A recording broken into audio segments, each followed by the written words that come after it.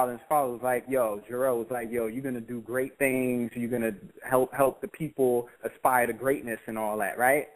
He was inside the ship, right? And the ship was in the ice. Everybody knows, you know, if you deal with some masonry, that 33 degrees is so prominent because it deals with the first degree after the ice starts to melt. So that ship that was sitting on the ice was a skull, and there were two eyes, and the ice was really sitting on the bridge of the nose. So you were actually seeing above the nose where the eyes are, and when he came out the ship in his suit, that was the third eye opening up. So then when he came out, he was hearing his father talking to him, right? As he was talking to him, you saw this mountain range all around him, okay? Now peep this. Let me show you how crazy this movie is. The name of these mountains that were around him was called the Black Comb Peak Mountains. Also, okay, let me just start with the Black Comb Peak. The Black Comb Peak Mountains is a mountain located east of Whistler, British Columbia, because they were filming in Vancouver, right? Whistler, British Columbia, and forms the boundary between Whistler Blackcomb Ski Resort and Garibaldi Provincial Park. The other mountain range that was in that scene, listen. The other mountain range that was in that scene was Mount Garibaldi. So there was the Blackcomb Peak, and then there was Mount Garibaldi. And Mount Garibaldi is a potentially active stratovolcano in the Sea to Sky country of British Columbia, north of Vancouver, located in the southernmost coast mountains. It is one of the most recognizable peaks in the South Coast region, as well as British Columbia's best-known volcano. Cultural, ceremonial use, hunting, trapping, and plant gathering occur around the Mount Garibaldi area, but the most important resource was the lithic material called obsidian. So all those mountains were made of obsidian. What is obsidian? Obsidian is the black rock. That's where all the daggers and knives and swords and flints and everything was made out of, but it definitely represents blackness.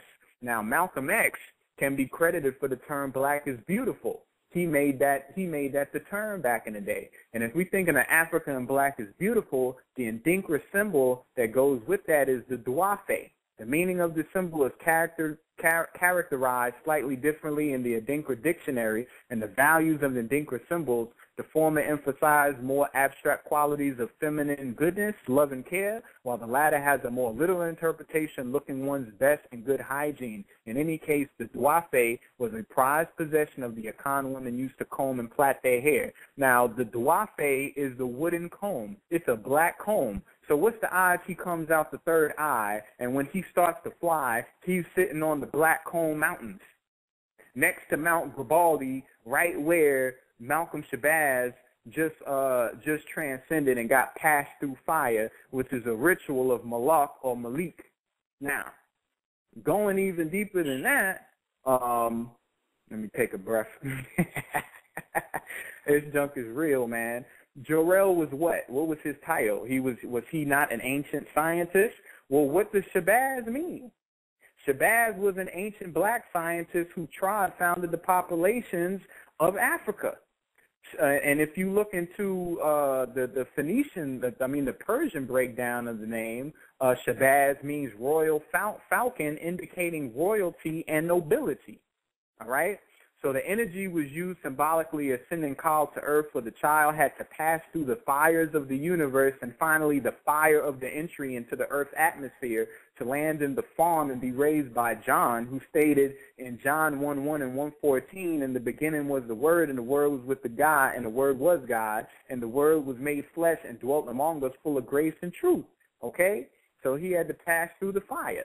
Now, what about Zod? Who is Zod? Zod is the ox goad, all right? Because if you look at Kal-El, A is Aleph, L is Lamed. The Aleph means ox, the primordial force. Ox is a bull, okay? Lamed is discipline, okay? Or really, it's the ox goad. The ox goad is the contraption they would put on an ox back in the day to steer him and make sure that he go up and down as you plow in the field. So he represented the discipline. That's what his emblem was on his chest. It also was an omega, because your boy was alpha and he represented the twisted omega, but he was the Lamed, okay?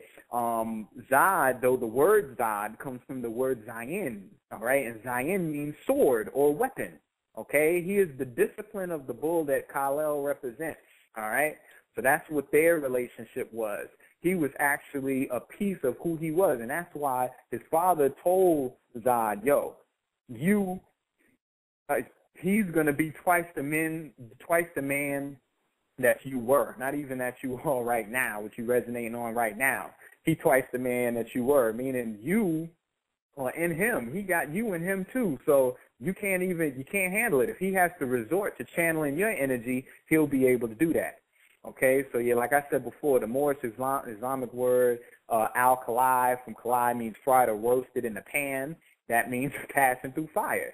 This term gave birth to kali, later known as kalium, which now referred to as potassium. It is the main element used in the brain and central nervous system and reinforcing the psychology. Potassium is the 19th element. Okay, the letter S is the 19th letter of the alphabet, and Malcolm X was born on May 19th. We keep going all day. Kal is a Hebrew word for voice or to call, and El is God, so he represents the voice of God, which is the bull for Taurus, rules the throat chakra and the neck.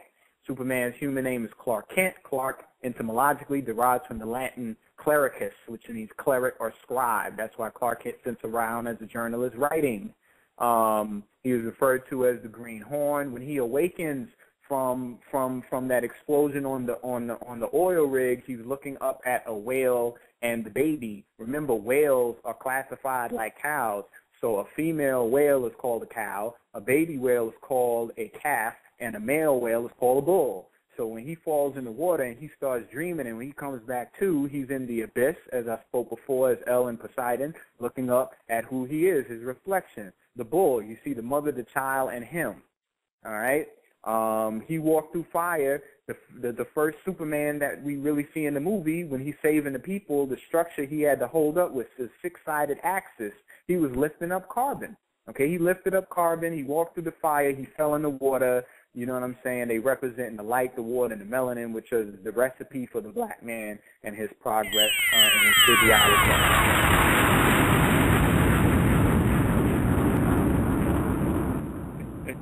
So, yeah, I'm about to wrap it up now so we could go ahead and bring Clico in, because I know he probably about to pee on himself over there. He's ready to come up in here. So I'm about to wrap this thing up so I could give him. Cav also means to break an edge or separate, as in an iceberg or glacier. That's why when he was finding out who he was, his ship was contained inside that glacier, and it got split and broken out, and then he went somewhere else, and, you know, because he's the calf. He's the golden calf, all right? And his mother, let's talk about his mother real quick. His mother, Laura, was played by Ayelet Zora, okay? She is an Israeli actress, so she is from Israel, okay? Isis Ra-El. She's from Israel. She was nominated for awards at the Jerusalem Film Festival. Check that out. The Israeli Academy Awards and the Israeli Television Academy Awards, all right? She was born and raised in Tel Aviv. Okay, her father was a government worker. Her mother spent World War II hiding in a convent in Czechoslovakia. After the war, her mother was reunited with her parents, who survived the war in hiding, and immigrated to Tel Aviv after completing her military service in the Israel Defense Forces. So his mom's in the movie is part of the Israel Defense Forces, okay? After she was done being in the army in Israel as a warrior, she moved to the United States to pursue a Hollywood career. And remember, Israel sits right next to Jordan. And Ayelet Zora, who played Laura L., is 44 years old. And, you know, close, I'd just like to say that, you know, this is dealing with the House of El. When you saw Superman, he went into custody voluntarily. He was able to take his handcuffs off at any time he wanted to, because that's how the law is set up here in America. When we come together in unity, really we won't have to be subjected to all of these policies and things like that. We actually hold our power and our stuff down in humility to be part of this structure. That's what Superman had to do in the movie, right? He took the things off and was like, yo, dude, I'm doing this to help y'all out. So that's the House of El talking all day long. Undertones was crazy. Oh, it was crazy throughout the movie. And like I said, I'm not going to go too deep in that, because I know my man's going to come in there. I know we're going to open up the lines too. So I'm just trying to touch on some major points, and then, you know, we're going to go crazy. So they brought the world engine in, they brought the ship in to change the magnetic field of the planet. The world engine looked like the Dwafe symbol and Anansi the spider. And just like Inky had mentioned before, Anansi the spider represents the magnetic field. Those are the stories. That's where the stories lie, in our magnetic field. That's where everything is stored. Male is electricity, female is magnetic. Female always were able to hold on to the history. The magnetic field holds on to the history. That's why his machines look like Anansi the spider. They look like Dwafe because he was blackening the planet. The Jewish cat looked at the reports, and what did he say? He was like, shoot, based on these readings, there's not going to be no us. after they terraform this bad boy, there ain't going to be no us, all right? So this system, this oppressive structure, this vehicle of damnation can be our salvation through application of unity, the same way that Zod was able to take his vehicle of damnation and turn it into his salvation to get out of the predicament he was in. We could use our oppression for our progression, but we definitely have to come together as a unified field to do it. Superman represented an amalgamation of a whole nation in one body. Your boy Zod, he said it himself when he was on his knees, I was created, I was made, I was bred to protect and to benefit and secure my people. I'm here for my nation. So don't look at it as bad guy versus good guy. Both of them elements, both of those individuals represented aspects of who you are. And the Alpha and the Omega, the KTL element, guided by the father of the Jor, that river, is going to end up making the man of steel. And with that, I conclude my part of the presentation. And if the brother's hand is up, please go ahead and bring him in so he could come and shut it down.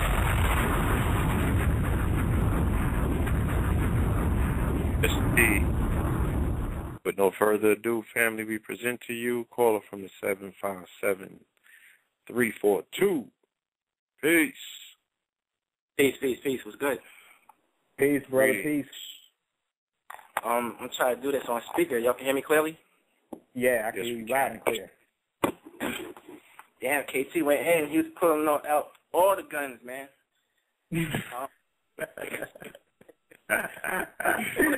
Hey man, I had to pull out the red carpet for you, brother. Yeah, when we wrap this up, I would like to tell him how we met. I think that's a good story too.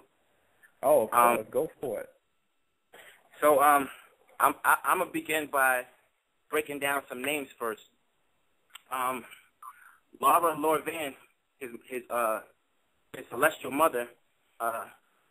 Laura is phonetically El Ra. When you take the L-A, flip it, it's phonetically El Ra, which is God's son. The Scottish meaning of Laura is Mare, or Mary, which is the son of God's mother. Lord Van is lore, L-O-R-E, which means story. So Laura Lord Van is a story of the son of God's transportation. Osset, she epitomizes Osset or Isis, which is the devoted mother, the protector of Heru or Horus. She's a mourner, a sustainer, a protector of the deceased. It was Laura who found the planet Earth to send Kal-El to. So that's showing that she's a protector. Osset played an instrumental role in having Set condemned, which is something that I went into during the Avengers when I told you which character was Osset in that movie.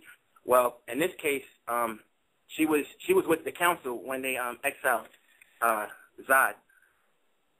So Jarrell is father. Jor is a region in Ethiopia, which means burnt faces. I'm talking about Ethiopia means burnt faces.